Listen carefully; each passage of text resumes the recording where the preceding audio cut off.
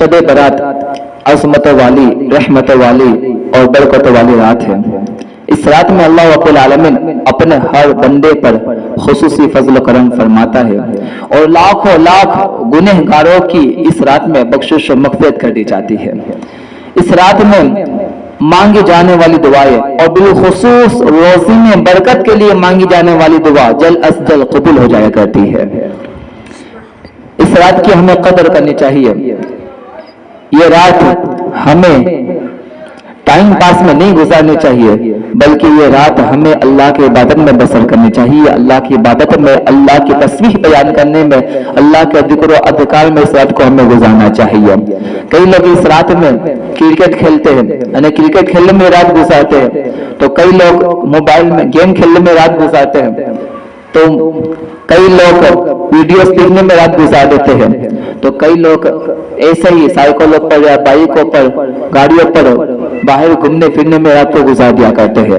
नहीं, हमें इस रात की कदर करनी चाहिए, इस रात का अदब एहतराम करना चाहिए। इस रात में हम अल्लाह रब्बुल आलमीन का जिक्र करना चाहिए। इस रात में हमें अल्लाह की इबादत करनी चाहिए। अल्लाह के रसूल सल्लल्लाहु अलैहि वसल्लम ने इरशाद फरमाया कि 5 रातें ऐसी है कि जो कोई शख्स 5 रातों की कदर कर लेगा तो उस पर अल्लाह रब्बुल आलमीन जन्नत वाजिब फरमा देगा।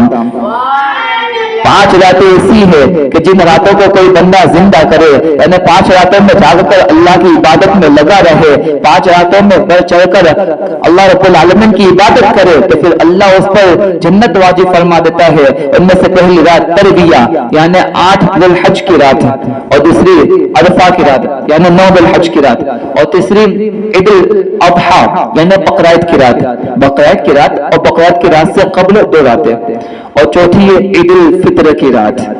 ईद उल फित्र की रात में भी कई लोग ऐसे ही रात गुजार दिया करते हैं।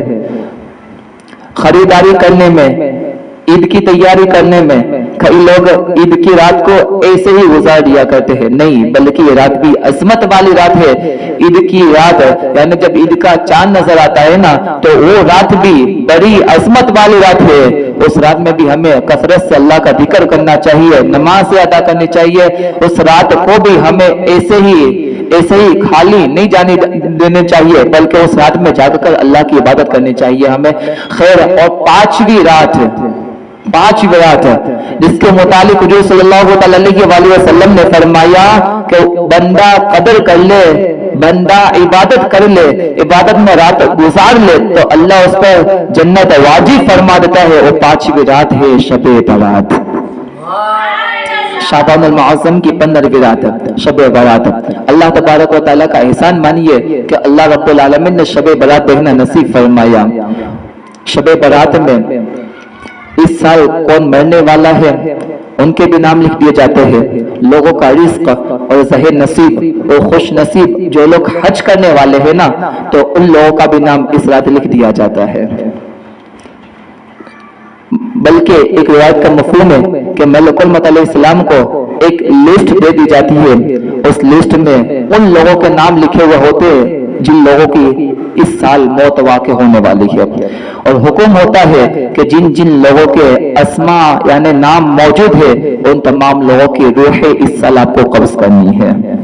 अल्लाहु अकबर। कई लोग इस रात में गफलत का शिकार होते हुए ऐसे ही टाइम पास में रात गुजार रहे होते हैं, हालांकि उनका नाम मुर्दों की लिस्ट में, मुर्दों की फहरिस्त में लिख दिया जा चुका होता है। कई लोग ऐसे थे कि पिछले साल हमारे साथ मौजूद थे शब बरात में, लेकिन आज वो लोग नहीं है, और हो सकता है कि आइंदा शब बरात में लोग तो हो लेकिन हम लोग ना हो। इसलिए हमें चाहिए कि हम इसकी कदर करें। खैर, बात तो और भी ज्यादा है, लेकिन वक्त इतना ज्यादा नहीं है। अल्लाह रब्बुल आलमीन की बारगाह में दुआ हो कि अल्लाह रब्बुल आलमीन हम गुनहगारों को शब बरात की और इसी के साथ साथ अल्लाह रब्बुल आलमीन अज़मत वाली रातों की और अज़मत वाले दिनों की कदर करने की तौफीक अता फरमाए। बढ़ चढ़ कर इबादत करने की और जिक्र अज़कार में दिनों रात गुजारने की तौफीक अता फरमाए। अस्तगफिरुल्लाह व अतूबु इलैहि व खतियतिही व अतूबु इलैहि।